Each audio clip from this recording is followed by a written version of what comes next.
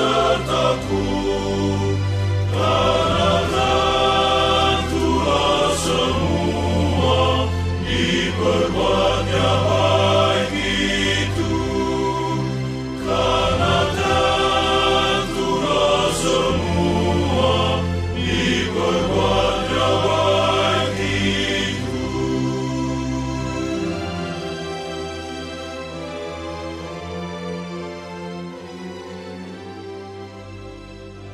Sahabat Radio Pelita Kasih yang dikasihi Tuhan Yesus, selamat pagi, salam sejahtera bagi Bapak, Ibu, Saudara-saudari sekalian. Selamat berjumpa kembali dengan pelayanan Renungan Harian Salom. Bagi Bapak, Ibu, Saudara-saudari yang berada di rumah, maupun yang dalam perjalanan menuju tempat bekerja, Tuhan Yesus memberkati kita sekalian. Saya Sintua Rosmala Lumban Raja Boru Situmorang dengan sukacita akan melayani Bapak Ibu Saudara-saudari sekalian sebagai pelayan pendamping pembawa renungan. Renungan pagi hari ini dibawakan oleh Amang Pendeta Sahat Parulian Nababan dari HKBP Kernolong, Resort Jakarta. Baiklah, kita awali ibadah pagi ini dengan doa yang dibawakan oleh pembawa renungan.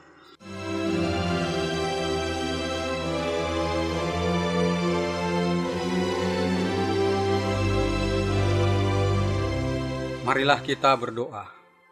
Berpujilah namamu, ya Allah Bapa kami yang Maha Pengasih, sebab Engkau telah memelihara kami hingga hari ini. Di pagi ini sebelum kami memulai aktivitas, terlebih dahulu kami beribadah kepadamu, mendengarkan dan merenungkan firman-Mu. Kuasailah hati dan pikiran kami dengan Roh Kudus, agar kami memahami makna firman Tuhan yang menuntun hidup kami sepanjang hari ini. Kasihanilah kami ya Bapa, dengarlah doa kami, dalam nama Yesus Kristus Juru Selamat kami. Amin.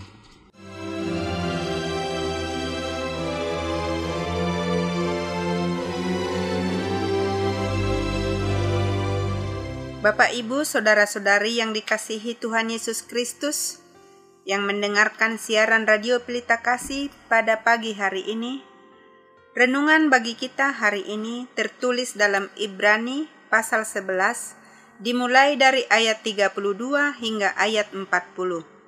Ibrani pasal 11, dimulai dari ayat 32 hingga ayat 40. Beginilah firman Tuhan.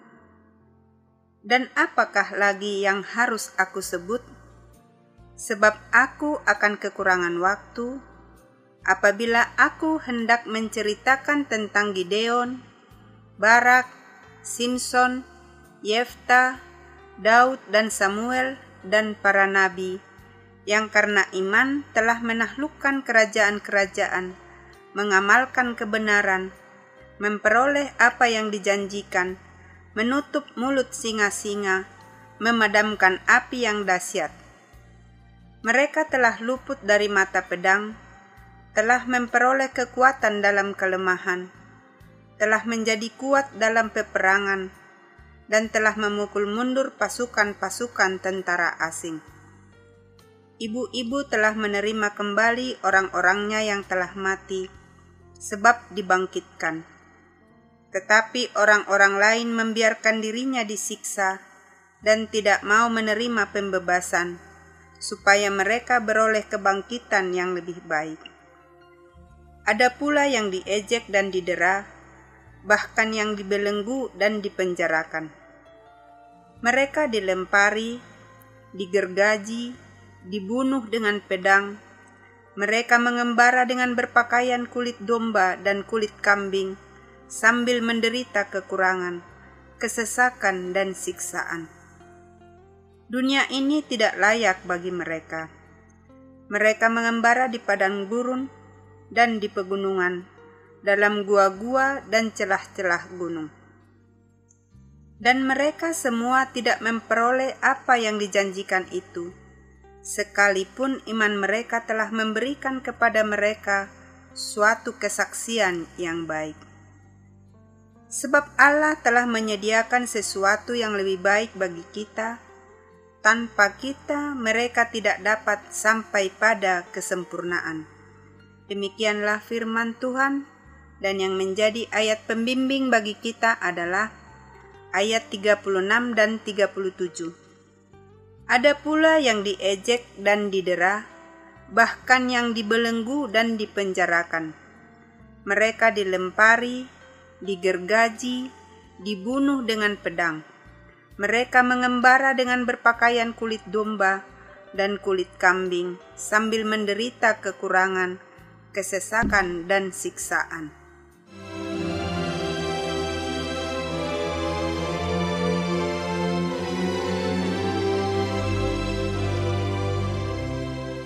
Para pendengar yang dikasihi Tuhan Yesus Kristus, tema renungan kita hari ini adalah kuat karena beriman. Kuat karena beriman.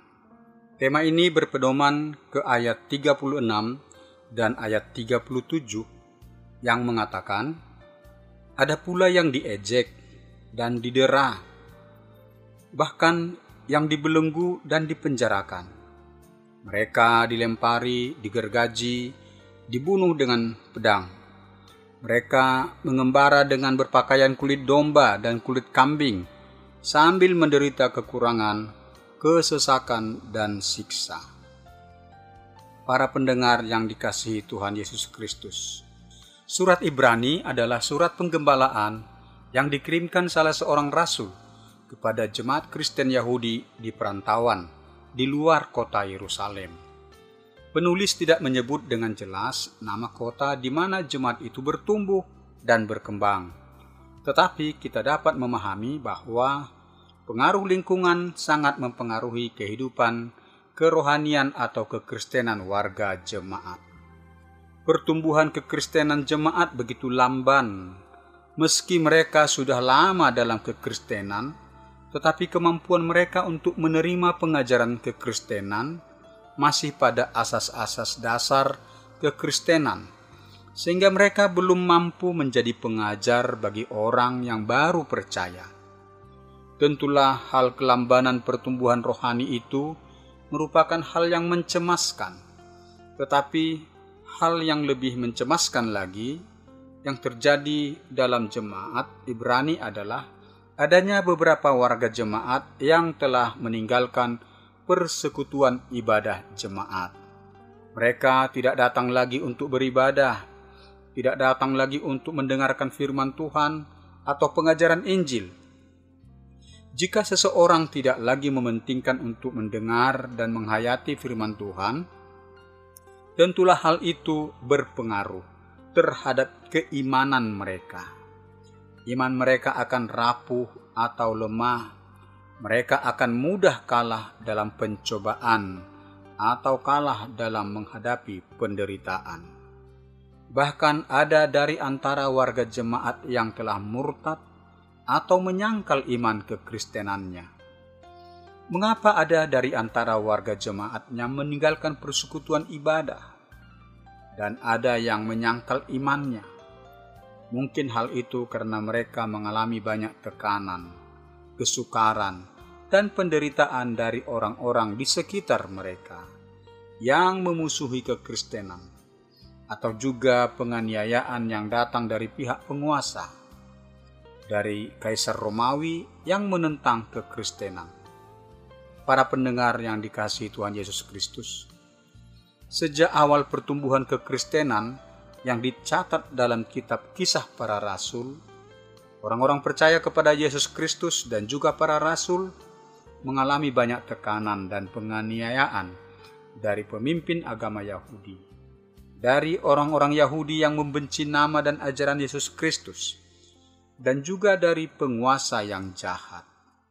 Sejak Stefanus dihukum mati oleh Mahkamah Agama Yahudi, karena ia berani menyaksikan kebenaran Injil Yesus Kristus di hadapan Mahkamah Agama Yahudi, maka gerakan teror dan penganiayaan terhadap orang-orang yang mempercayai Yesus Kristus terjadi secara meluas di Yerusalem. Saulus, seorang Farisi yang fanatik, begitu giat meneror dan menganiaya orang Kristen di Yerusalem. Tetapi dalam perjalanannya ke Damsyik untuk menganiaya orang Kristen di Damsyik, justru ia mengalami perjumpaan dengan Yesus Kristus. Dan sejak itu ia bertobat, menjadi percaya kepada Yesus Kristus, dan mengabdikan hidupnya untuk pekabaran Injil dari Yerusalem dan menjangkau daerah Asia dan Eropa. Raja Herodes juga bertindak keras terhadap orang Kristen. Herodes memerintahkan prajuritnya menangkap Rasul Yakobus, saudara Rasul Yohanes, kemudian membunuh rasul itu dengan pedang. Herodes juga menangkap dan memenjarakan Rasul Petrus, tetapi Rasul Petrus dilepaskan oleh malaikat Tuhan dari penjara itu. Demikianlah di setiap kota di wilayah Asia dan kota Roma, banyak orang Kristen yang dianiaya. Bahkan banyak yang mati dalam penganiayaan itu. Penulis surat Ibrani menyebut dalam pasal 11 ayat 36 sampai dengan 38 demikian. Ada pula yang diejek dan didera, bahkan yang dibelenggu dan dipenjarakan. Mereka dilempari, digergaji, dibunuh dengan pedang. Mereka mengembara dengan berpakaian kulit domba dan kulit kambing sambil menderita kekurangan, kesesakan, dan siksaan. Dunia ini tidak layak bagi mereka. Mereka mengembara di padang gurun dan di pegunungan, dalam gua-gua dan celah-celah gunung. Mengapa orang Kristen itu dianiaya dan bahkan banyak yang mati dalam penganiayaan itu? Hal itu karena mereka tidak mau menyangkal iman mereka. Mereka tetap setia beriman kepada Yesus Kristus. Bagaimana mereka mampu menanggung siksaan yang keji itu? Mereka mampu menanggung siksaan keji itu, dan mereka mampu mengalahkan cobaan penderitaan karena mereka beriman teguh kepada Tuhan Yesus, Juru Selamat. Karena mereka mengharapkan kehidupan yang lebih baik dari kehidupan dunia ini, yaitu kehidupan kekal di surga. Iman yang teguhlah yang memampukan jemaat Kristus itu menang atas penganiayaan dan penderitaan.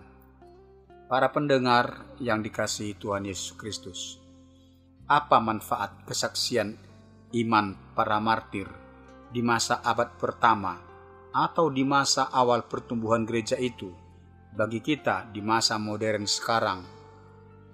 Tentulah kesaksian iman para martir itu sangat berguna untuk membangun keteguhan iman kita, agar kita jangan beriman yang rapuh, tetapi beriman yang teguh. Para martir itu menjadi teladan besar bagi kita, agar kita menyadari dan memahami bahwa Tuhan Yesus menginginkan agar kita beriman kepadanya dengan setia sampai mati, seperti yang dikatakan oleh Yesus dalam kitab Wahyu 2 ayat 10. Jangan takut terhadap apa yang harus engkau derita. Sesungguhnya iblis akan melemparkan beberapa orang dari antaramu ke dalam penjara, supaya kamu dicobai, dan kamu akan beroleh kesusahan selama 10 hari. Hendaklah engkau setia sampai mati, dan aku akan mengaruniakan kepadamu mahkota kehidupan. Kita percaya dan mengikut Yesus karena kita mengharapkan untuk memperoleh mahkota kehidupan itu. Supaya kita layak untuk menerimanya, Yesus menginginkan kita agar kita setia beriman kepadanya sampai akhir hayat kita. Kita pun mengalami juga penderitaan karena iman itu, meski pengalaman kita belumlah sampai mencucurkan darah dalam mempertahankan keimanan kita. Setiap penderitaan karena iman haruslah kita pahami sebagai bagian dari pemurnian iman kita, seperti memurnikan emas dengan membakarnya dalam api. Hal itu dapat kita baca dalam surat 1 Petrus pasal 1 ayat yang ke-7.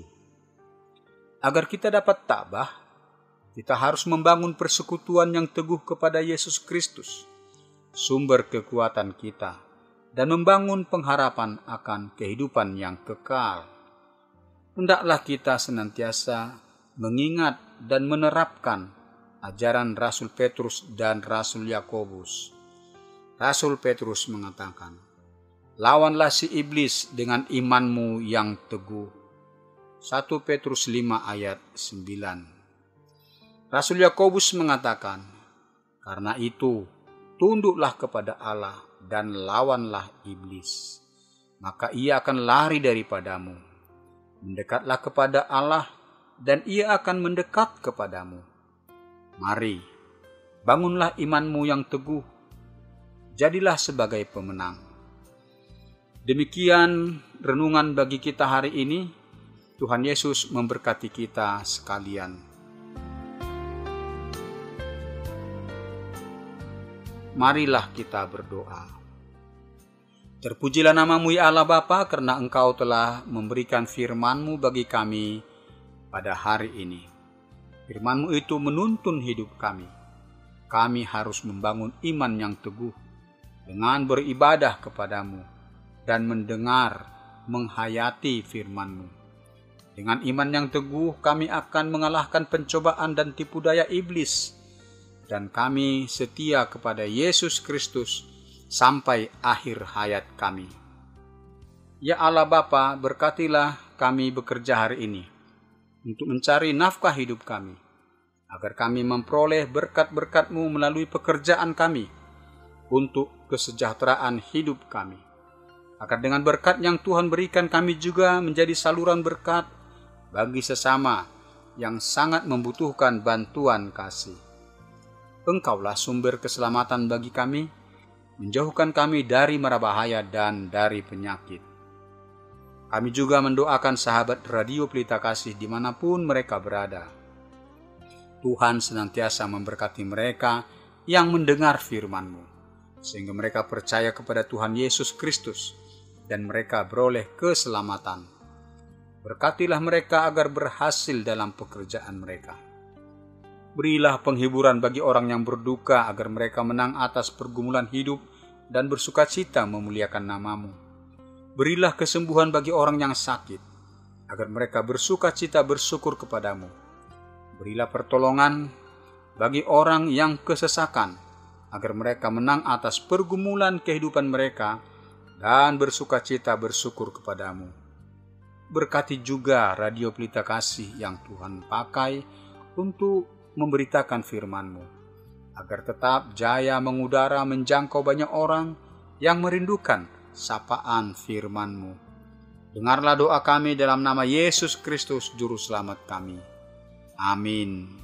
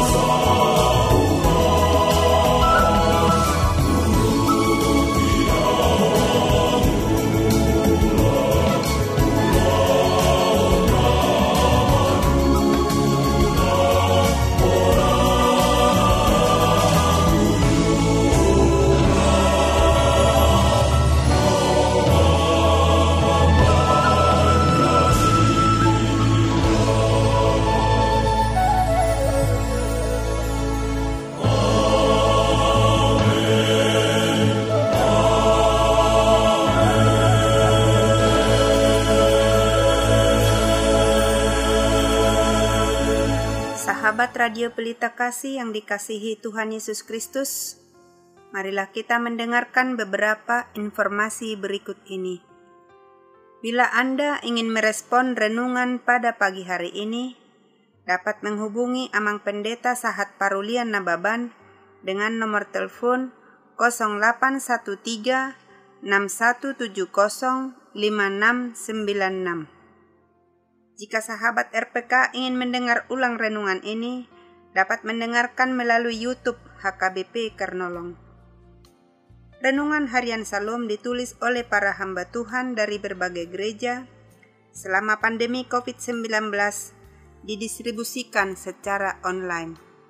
Dan renungan Malam Salom dapat didengarkan di kanal YouTube HKBP Kernolong mulai pukul 8 malam.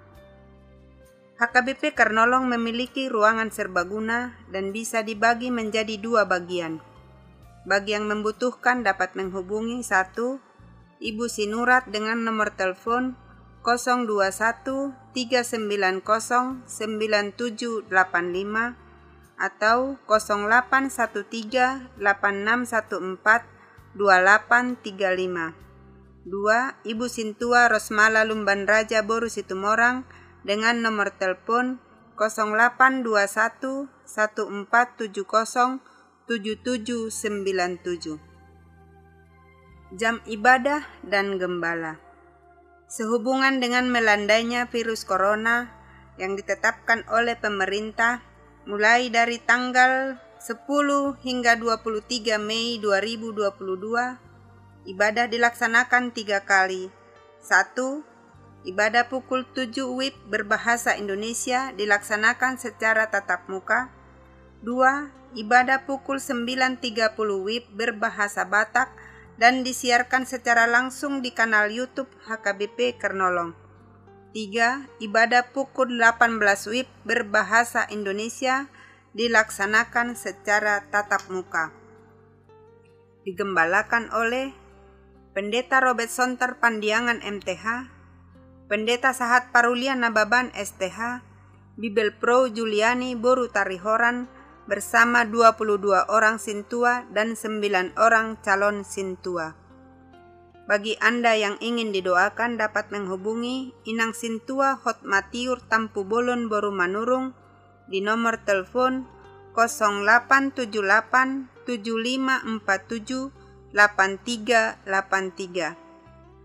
Segenap pengurus renungan Harian Salom menyampaikan salam kasih kepada seluruh pendengar setia dan pendukung acara ini, kepada jemaat Tuhan interdenominasi dan seluruh jemaat HKBP dimanapun berada. Kami juga menghimbau kepada seluruh pendengar setia Radio Pelita Kasih agar senantiasa melakukan protokol kesehatan yang dianjurkan oleh pemerintah. Kiranya Tuhan Yesus Kristus senantiasa memberkati kita semua. Horas.